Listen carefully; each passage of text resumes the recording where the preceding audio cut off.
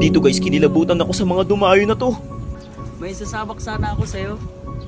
Ayun, boss. Bacolod pa to eh. 1v1? Oo. Siguradong papahirapan ka nito. Okay. Tara. 1,500 na kapag natalo pa ako sa laban na to. At ito ang aking mga kalaban. Ako pala si JM, pambato ng Bacolod. Nandito ako para tulungan ka. Gumamit siya sa akin dito ng Mouse Cube. Parehas kami ng hero at parehas din kami ng skin, pero hindi kami parehas ng galaw. Na first blood ko agad siya sa loob ng 2 minuto, kaya napatingala na lang ng ulo. Nang mabuhay siya, alam kong dediretso agad yan sa blue block niya, kaya agad kong pinuntahan. Halos mapailing siya dito guys, siguro nagsisisi na siya na nakalaban niya ako. Mga pwestuhan pa lang kasi sa mapa alam na alam ko. Hindi ako masyadong kumikibo dyan, baka kasi kung anong isipin niya sa akin. Habang kumukuha ako ng red lap ko dito, nagbakasakali ako kung baka nandun din siya. Inantay ko lang mag-cooldown ng aking ulti, tsaka ako inasinta.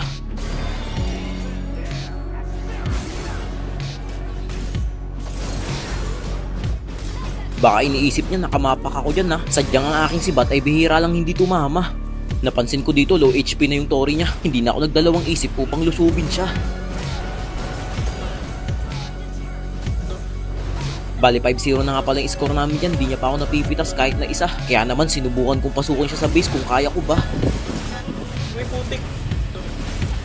Kaya mangyari yun. Sa pagkakataong ito, bumawi agad ako. Kahit hindi ko nagamitan ng inspired burado, napansin ko sa kanya dyan parang gusto niya na mag-surrender. Pero napabilib pa rin ako kasi tinuloy pa rin ni brother.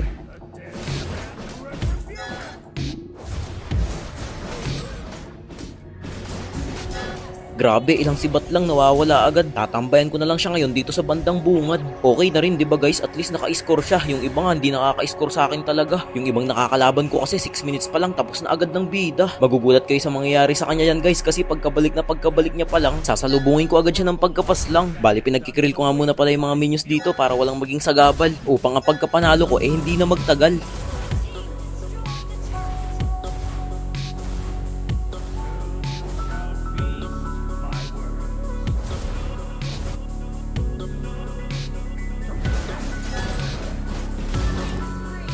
At ayun na nga guys, hinayaan ko ng mga minions ko tumapos sa laban na to. Hiniling ko pa nga sa isip ko, sana wag pang matapos. Subalit kahit anong gawin, ang oras ng pagkabuhay niya kapos na kapos.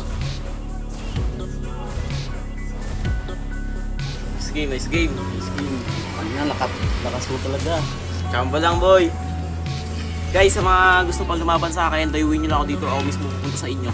Dito guys, first time kong magkaroon ng kalaban na taga Mindanao. Ayoko na sana siyang labanan pero nakiusap siya sa akin. Sobrang layo daw ng binyahe niya, wag kong sayangin. Guys, ito pambato galing pang Mindanao. Layo ng nilakbay na ito. Manalo matalo, ipopost mo to. Hindi ko alam kung bakit ito yung ginamit niyang hero. Gigil pa naman ako sa mga Mia user na tao. Sa unang sagupaan namin, biglang nagtatatakbo. Kaya binigyan ko ng isang rebisko. Napakamalas ng pagpunta niya dito kasi nasa kondisyon ako. Kahit magmakaawa pa siyang galing sa malayo. Napaulti siya dito at biglang nawala. Susundan ko siya kahit magtago siya sa lungga ng mga daga. Gulat na gulat siya kasi natuntun ko pa rin. Ang pagpasok ko ay hindi niya akalain. May mga binitiwan pa akong salita sa kanya dyan guys pero hindi ko na lang ipaparinig sa inyo. Masyadong sensitibo. Wala siyang kamalay-malay sa puntong to na nandito lang ako sa masukal at matalahib na damo. Nabulaga na lang siya at unti-unting nagpaalam sa mundo. Boom! Parang pinitas na oregano. Napapailing na lang ako dyan habang siya ini-stretch ang mga darili niyang 5. Tignan nyo guys, dadalawa pa lang yung item ko dyan pero kung gumuhit sa buhay niya halos masaktan siya. Napaatras na lang na akala mo'y pinaamoy ng paminta. Akala niya sa pagtakas bibigyan ko siya ng pag-asa. Walang dapat ipag-alala dahil andito na naman ang bida. Nang mabigyan ko siya halos magpalakpakan akong mag-isa. Ang pinagtataka ko lang bakit ang tatamlay ng mga bata. Siguro nagsasawa na silang makita na puro ako lang yung nakakapitas sa kalaban. Sige na nga kahit isang beses akin siyang pagbibigyan. Pasalamat siya guys, labis kong ininda yung sakit ng Tori niya. Pero kung sabayan lang kaming dalawa, wala tong iuubra. Sige nga, tignan natin kung may magagawa pa yung Tori nito. Akala niya siguro nagre-red block pa rin ako. Surprise, andito na ako sa harapan mo. Inisip ng mga manonood na mabibigyan din ako pero nagkamali silang lahat. Sa kalaban yun dapat nararapat. Sa bawat makikita ko siya, hindi ko mapigilan ang aking saliri na habulin. Maging ang aking sibat hindi man lang sumablay upang sa kanya patamain. Nagbabad pa nga ako sa Tori niya yan guys pero ganun pa rin. Nakatakas ako nang hindi tumatakbo ng matulin. Alam kong wala siyang ulti guys kaya malakas ang loob ko upang siya iharapin. Sa ilang one hit lang nagawa ko siyang wasakin. Halos hindi ako makapaniwala na magagawa ko yun. Napakalakas ko, parang kumain ng 10 turon. Kita nyo naman guys, halos wala siyang damage pagdating sa akin. Sa sobrang hapdi ko siya ay kinakain. Panay pagkikrill na nga lang yung ginagawa ginagawa ko ng minions dito guys kaso nakikisali siya. Yan tuloy, ito ang nagiging bunga. Pero sobrang saludo ako sa kanya guys kasi nilaban niya hanggang dulo. Kung iba lang to, siguro nag-surrender na kaninang 5 minuto. Ikaw ba naman yung gantuhin yung tambayan sa labas ng well? Kumbaga sa bahay, hindi man lang nag-doorbell. At ayun na nga guys, grabe na spawn trap ko pa siya doon dahil dyan tapos na to ngayon.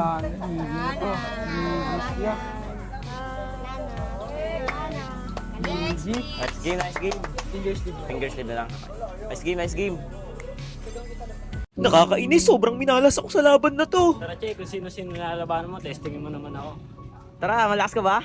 Oo naman. Hirap na hirap ako dito guys kasi Nathan na naman yung kalaban. Ang masaklap pa niyan, naka-vengeance pa. Oo, mape-first blood ko siya dyan pero hindi ko yung labis na ikinatuwa. Ramdam ko na kasi ang mangyayari sa akin mamaya. Hindi ko ba alam kay Monton kung bakit ginawang marksman tong Nathan, image build naman. Kita nyo naman kasi lugi na nga sa sabayan, may vengeance pang panglaban.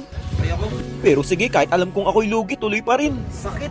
Napapasabi na ako ng sakit at hapdi dyan guys kasi hindi ko na kinakaya. Ultimo sa maliliit na farm, ako'y ini-invade niya pa. Inantay ko lang mawala yung vengeance niya tsaka ako tinangkang pasukin. Nagtiwala ako sa aking inspire pero wala pa rin. Grabe ang kate. Alam kong lugi ako sa sabayan kaya naging playsafe na ako. Bahala na kung sabihin niyang ako'y puro tago. Basta ang tangi ko lang magagawa ay dumepensa. Mag-aantay ng tamang panahon para palagan siya. Sinubukan ko siyang gulatin dito. Habang wala pa siya, pinilit kong kunin yung blue blob ko. Kapag ako'y kanyang naabutan, tiyak meron akong kalalagyan. Binilisan kong kuhain guys kasi alam kong pupunta yan dito. Nang mapansin niyang palakad-lakad ako sa harapan niya, hindi na siya nagdalawang isip para ako'y ultihan pa. Buti napakabilis ng aking darili para mag-switch ng item. Narinig niyo yun guys, sabi ng mga manonood, ang bilis daw ng kamay ko. Sila na mismo ang nagpapatotoo. Binigla ko siya dito guys at napagamit siya ng Winchalant. Malaking advantage yun para sa akin. Kung totoosin, pwedeng-pwede ko na siyang pasukin. Subalit hindi na kailangan kasi kusa na siyang lumalapit. Napatakbo na nga lang ako dito kasi hindi ko kinakaya yung sakit. Imbis na ako'y umuwi, nanatili ako dito at nagpa-lifesteal na lang sa mga minions niya. Napa-Winchalant na naman siya dahil sa hapdi na nadarama. Kung may sibat lang sana ako, kayang-kaya kong pitasin yun. Pipilitin ko nga sanang habulin guys kasi tingnan nyo naman, napakalapit niya lang. Inaasar-asar niya pa nga ako Tingnan nyo, umi-emote-emote pa. Yun ang pagkakamali ko, masyado akong naging kalma. Sa pagkakataong ito, tinatayuan niya na lang ako sa loob ng base ko kasi alam niyang lamang na siya. Ulto man ang aming score pero alam nating lahat na sa kanya pa rin papabor. Bali sa mga nagtatanong nga pala guys kung bakit napakadaya ni Nathan sa 1v1, una sa lahat hindi ka pwedeng mag-Winchalant pag yan yung kalaban mo kasi nga mage item siya. Lalo pa ako napanghinaan ng loob kasi naka-vengeance siya. Kaya kung mapapansin nyo yung diskarte ko dyan, inaantay ko lang munang mawala yung Winchalant niya tsaka vengeance tsaka ako papalagan. Sa paraang yun magiging patas ang laban.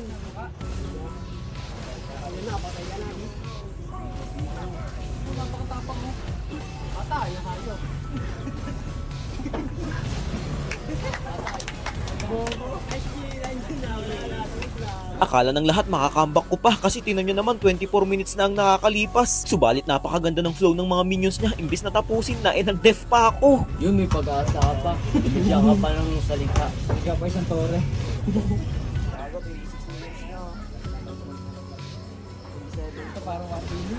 Panoorin nyo na lang guys hanggang dulo kung paano ko siya pinahirapan bago manalo.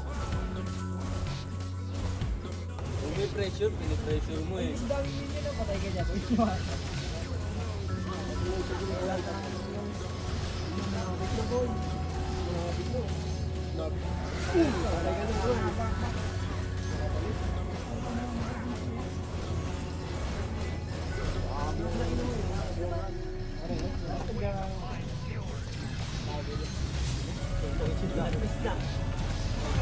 Patay ka. Balik yung buhay. Daya. Ano na? Ayun, Diyos! Uy! Yun. Yun.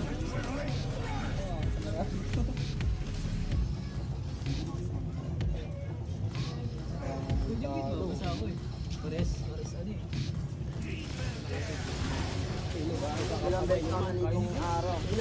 Ayan na. Oh, ay! Pagbugay! Oh! Patay pareho. Ayan na.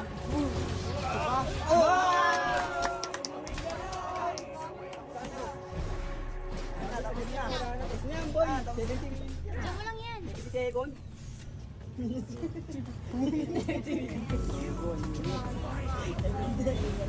Nakakabahan si Carl eh.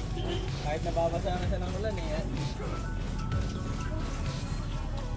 Malungkot pala. Alam ko masaya.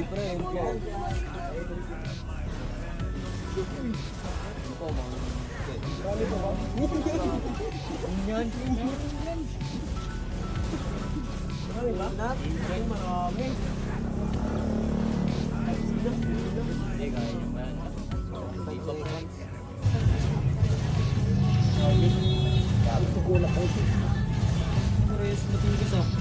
Parehas matigas, parehas may tira.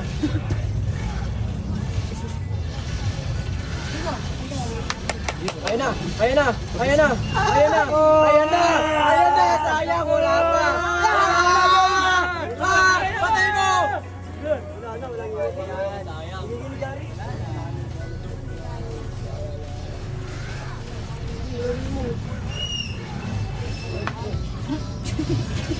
Ayun na! Patay na! Nag-close! Bang! Wala pa! Joke lang! Makatagos yung ano sa niya, sa ano.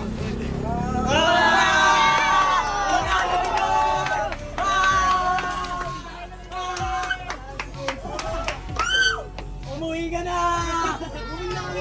Umuwi ka na kami! Lakas! Lakas na ka boy! Naka-jacket! Lakas mo! At ayun na nga guys, dito ko na-realize na hindi araw-araw palaging panalo. Minsan darating din tayo sa puntong ganito. Si Manny Pacquiao natatalo kahit boksingero.